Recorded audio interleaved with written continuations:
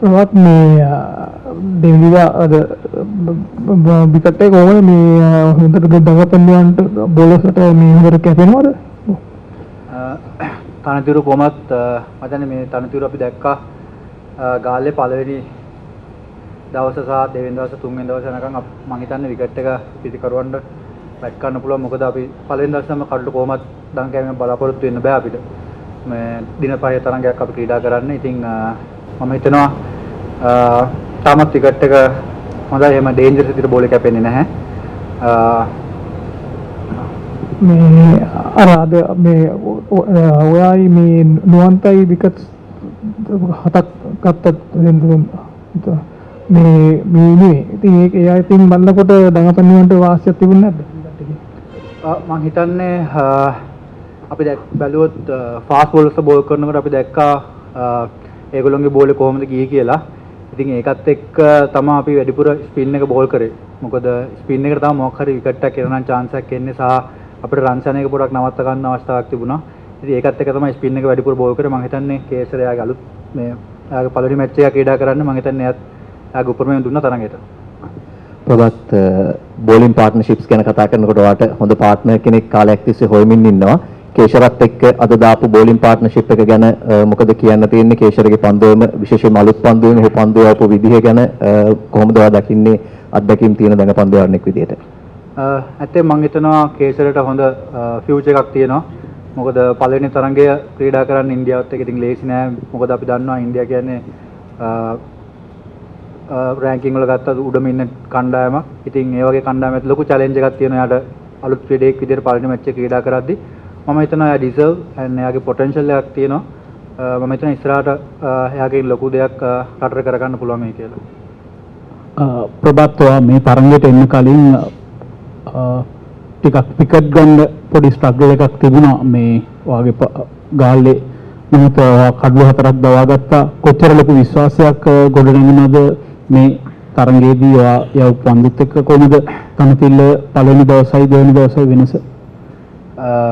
කඩළු 4 හිටියේ නැහැ කිව්වේ එතනට මොන මැච් එකේද? ඒ කියන්නේ ඔයාට ගාල්ලේදී කඩළු ලබා ගැනීම ටිකක් අසීරු තත්ත්වයක් තිබුණා. ඒක අසීරු නෑ. මම හිතන්නේ එක මැච් එකක් බං ගත්ත එක මම එක පිළිගන්නවා මම ගත්ත එක. නමුත් අපි දන්නවා අපේ කණ්ඩායමේ ක්‍රීඩා කරන පන්දයවන්න 4 දිනක්වත් අඩුම තරමේ ක්‍රීඩා කරනවා. ඉතින් එක පන්දයවන්නෙක්ගෙන් හැමදාම අපිට ඉස්සරහට යන්න බෑ. ඒක මම වෙන්න පුළුවන්, තව වෙනත් පන්දයව වෙන්න පුළුවන්. අපි ටීම් එකක් විදිහට මම හිතන්නේ හැම කෙනෙක්ම එකිනෙකාට සපෝට් කරගන්න ඕනේ. කඩළු නැති වෙන අවස්ථා වෙන්න පුළුවන්. ඒක ඕන තරම් මේ ලෝකේ ප්ලේයර්ස්ට වෙලා තියෙනවා. හොඳම බැට්ස්මන්ලා බිඳුවට අවුට් වෙනවා. ඒ වගේම තමයි බෝලර්ස්ලට බෑඩ් ඩේස් එන්න පුළුවන්. ඒ වගේ මැචස් එන්න මම හිතන්නේ මගේ ලයිෆ් එකේ ඒකම මැච් එක ගාල්ලේ කඩළු නැති උනේ. ඉතින් ඒක ගොඩක් මම හිතනවා ගොඩක් අය ඒක උඩට ගන්න try කරනවා. හැබැයි මම මගේ පුළුවන් දේ මම ටීම් කණ්ඩායමට කරනවා. කඩළු සමහර වෙලාවල් තියෙනවා අපිට කඩළු ලබා ගන්න පුළුවන් වෙලාවල්. ඒ වගේම තියෙනවා අපිට ගේම් එක හිර කරන්න ඕන අවස්ථාවල් දෙනවා. රන්ස් අඩුවට බෝ කරන්න ඕන වෙලාවල් තියෙනවා. ඉතින් ඒ සිටුේෂන් වලට ඇඩැප්ට් වෙලා පන්දු යවන්න ඕනේ පන්දුවන්නෙක් විදියට. ඒක තමයි මේන්ලි මම ફોකස් කරන්නේ ඒක තමයි. ප්‍රබත් කේෂර ගොඩක් දඟ කියන්නේ රිවොලූෂන්ස් දානවා බෝලෙට. ඔහුගේ පන්දිය යැවීමේ විශේෂත්ව තියෙනවා නම් මොකද්ද ඔයා දකින්නේ? මම හිතනවා එයා තාම මම හිතන්නේ එයා ගොඩක් ෆස්ට් ක්ලාස් මැචස් වත් ඉන්ටර්නැෂනල් ලෙවල් එකවත් තාම එයා අලුත් කෙනෙක්. ඉතින් එයාට තව මම හිතන්නේ එයාගේ ගොඩාක් හොඳ දේවල් තියෙනවා. තව පොඩ්ඩක් එයාගේ කන්සිස්ටන්සි එක පොඩ්ඩක් වැඩි වුණා නම් මම හිතනවා එයා තව ගොඩාක් ඉස්සරහට හොඳ දේවල් කරා රට වෙනුවෙන්. කන්සිස්ටන්සි එක තමයි එයාට පොඩ්ඩක් ෆෝකස් කරන්න තියෙන්නේ. ඉතින් ඒක හදා ගන්න පුළුවන් දෙයක් බැරි දෙයක් නෙවෙයි. ඉතින් අනිවාර්යයෙන්ම එයා හොඳ ක්‍රිකට් එකක් ගහ ඉස්සරහට මම විශ්වාස කරනවා ඒක. ප්‍රවත් අපි දන්නවා ඉන්දියානු කණ්ඩායම දඟපන්දු යවන්නට සෑහෙන ස්ට්‍රගල් කළා තම රටේදී. නිව්සීලන්ත එක 3-0 පෙරදුනා. ඒ වගේම සවුත් ආෆ්‍රිකා එක 2-0 පෙරදුනා ගිය අවුරුද්දේ. එහෙම වාතාවරණ තියෙනකොට ඔබ හිතනවාද අපි සෑහෙන දඟපන්දු යවන්නට සහයෝගයක් දෙන තනතිරිවල මේ තරගයේ ක්‍රීඩා කරා නම් හොඳයි කියලා හිතනවා?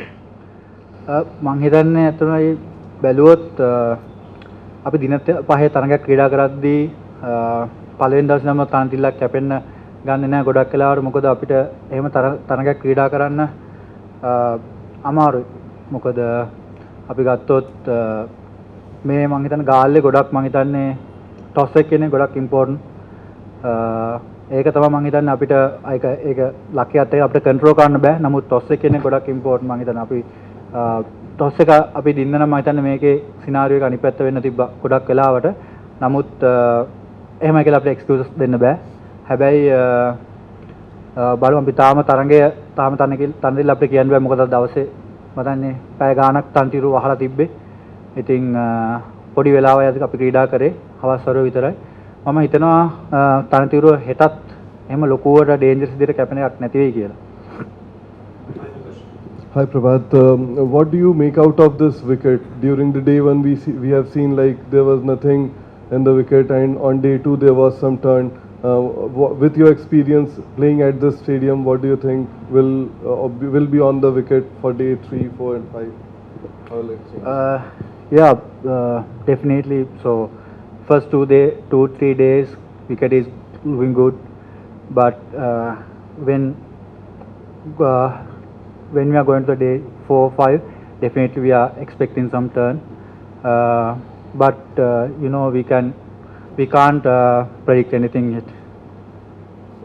Thank you. Thank you. Thank you.